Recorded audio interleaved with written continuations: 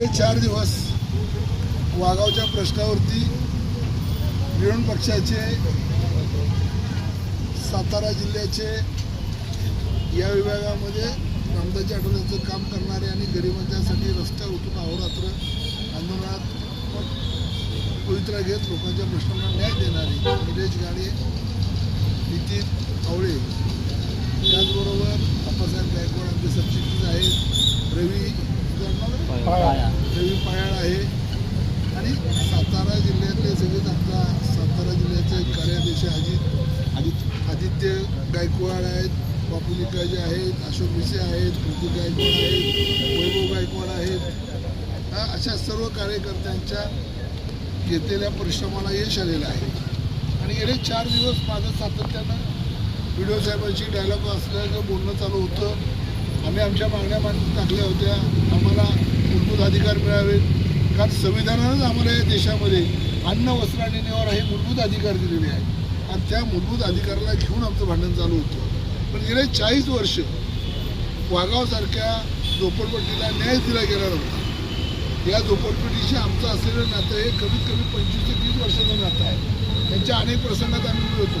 पण आज या दोघांनी आणि बीडो साहेबांनी एकत्र येऊन झालेल्या निर्णयातून एक चांगला सफल निर्णय हातात लागलेला आहे आणि आम्हाला यांनी विश्वास दिलेला आहे की तुमच्या मूलभूत गरजा तर आम्ही आजपासूनच सुरू करतो पूर्ण करण्याच्या.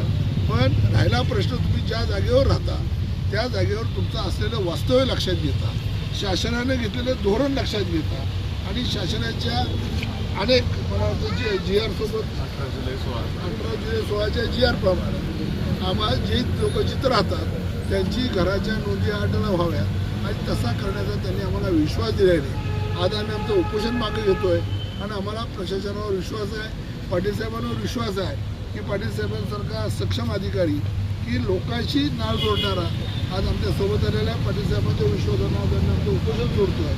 रामदासजी आठवले साहेब परवाशी येऊन गेले. आठवले साहेबांनी तात्काळ जिल्हाधिकाऱ्यांना फोन केलेले आहेत.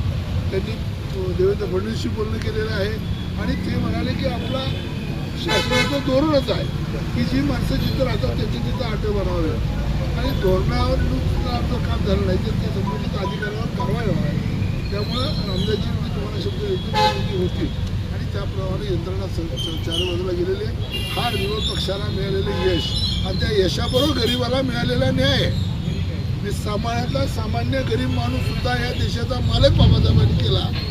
त्याची मालकी आज आबादी ठेवण्यामध्ये यशस्वी ठरलेला आहे आणि तेच आमचं खरा विजय आहे.